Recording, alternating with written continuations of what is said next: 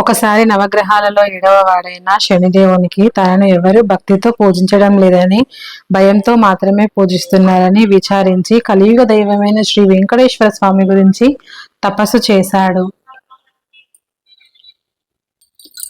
అందరికీ నమస్కారం అండి. Welcome back to our channel. ఇప్పుడే 7 శనివారాల వ్రతంలో మొదటి వారం అయితే పూర్తయిపోయింది. 5 సంవత్సరాల క్రితమే నేను ఒకసారి 7 శనివారాల వ్రతం అయితే చేశాను. నేను అనుకున్న పనులన్నీ పూర్తయ్యాయి కాబట్టి మళ్ళీ ఇప్పుడు 7 శనివారాల వ్రతం అయితే మొదలు పెట్టాను.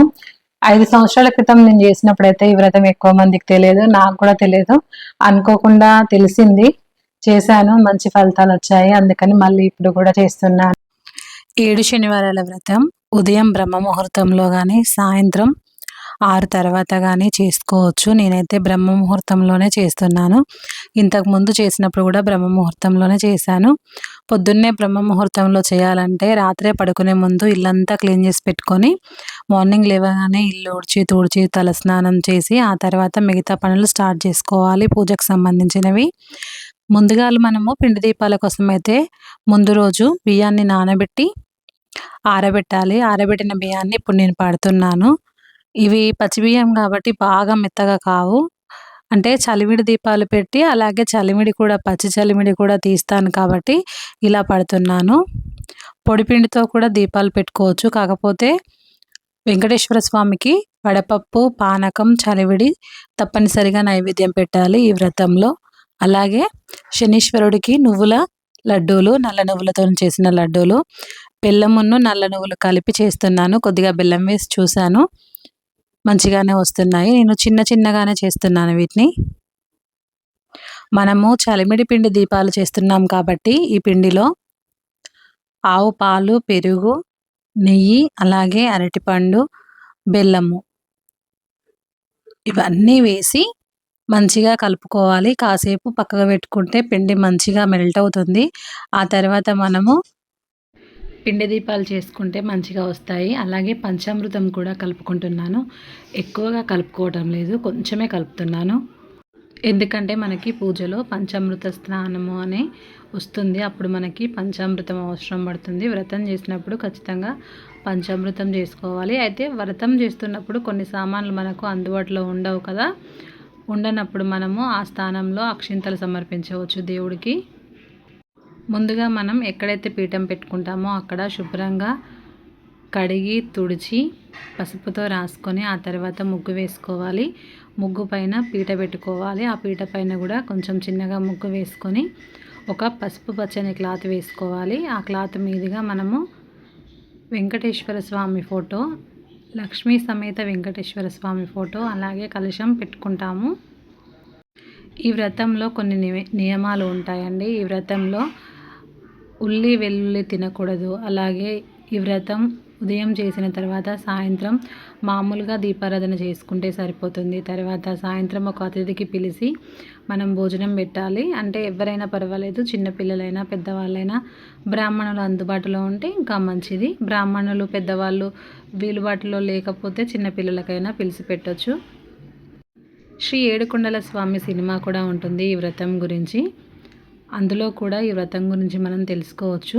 అతిథులు ఎవరూ రాకపోతే ఆఖరికి అమ్మవారు కొండ మీద ఉన్న కోతిని పిలిపించి అతిథి మర్యాదలు చేపిస్తారు. చాలా బాగుంటుంది సినిమా. అంటే ఎవరికైనా మనం ఒక అతిథికి భోజనం పెట్టొచ్చు అని ఆ సినిమాలో ఉంటుంది. కలశం అయితే తయారు చేసుకోవాలి. అందరికీ తెలుసు కదా కలశం ఎలా తయారు చేసుకోవాలన్నది.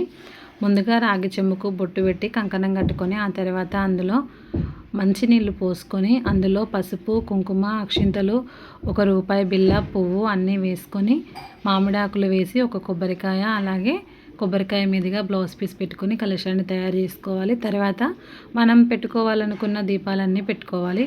పెద్ద సైజువి కానీ చిన్న సైజువి కానీ. నేనైతే పెద్ద సైజు దీపాలు ఒక జత పెట్టుకున్నాను. ఇవి మొన్న నాకు గృహప్రవేశానికి వచ్చాయి.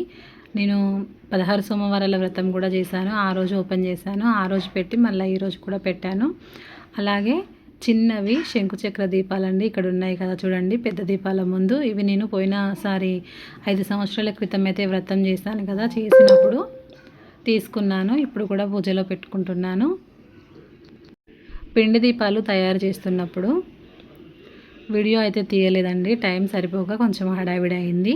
పిండి దీపాలను ఇలా ఇక్కడ చూపిస్తున్నట్టుగా తయారు చేసి గోవిందనామాలు కానీ మామూలుగా గంధం కుంకుమలతో కానీ బొట్లు పెట్టుకొని అందులో ఆవు నెయ్యి వేసి వత్తులు వేసి వెలిగించుకోవాలి. ఒక్కొక్క పిండి దీపంలో 7 వత్తులైనా వేసుకోవచ్చు, లేకపోతే 2 వత్తులైనా వేసుకోవచ్చు.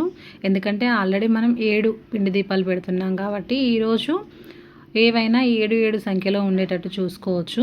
పండ్లైనా సరే 7 రకాల పండ్లు పెట్టుకోవచ్చు, 7 రకాల నైవేద్యాలు చేసుకోవచ్చు. అయితే ప్రతి వారం 7 రకాల నైవేద్యాలు చేయడం అంటే కష్టమే కాబట్టి లాస్ట్ వారం 7వ శనివారం ఉద్యాపన ఉంటుంది. ఆ రోజు మాత్రం 7 శనివారాల వ్రతంకి మనం ఆ రోజు 7 రకాల నైవేద్యాలు చేసుకోవచ్చు. ఇప్పుడు అంటే మొదటి 6 శనివారాలు మామూలుగా వడపప్పు, పానకం, అలాగే చలిమిడి, కొబ్బరికాయ, అరటి పండ్లు సమర్పించుకుంటే సరిపోతుంది. అలాగే శనీశ్వరునికి నల్ల నువ్వుల లడ్డూలు, అలాగే నల్ల ద్రాక్ష కూడా సమర్పించుకోవాలి. ఈరోజు మొదటి రోజు నేను చక్కెర పొంగలి చేశానండి స్వామివారికి. ఎందుకంటే మొదటి రోజు 7 రకాల నైవేద్యాలు పెట్టుకుంటే ఇంకా లేట్ అయిపోతుంది కదా, అందుకని నేను వారం ఒక నైవేద్యం చేస్తాను. 7వ వారం మాత్రం 7 రకాల నైవేద్యాలు చేద్దామని ఈసారి అనుకున్నాను. 7 శనివారాల వ్రతం కథల పుస్తకాలు దొరుకుతాయి, మనకు తిరుపతిలో దొరుకుతాయి.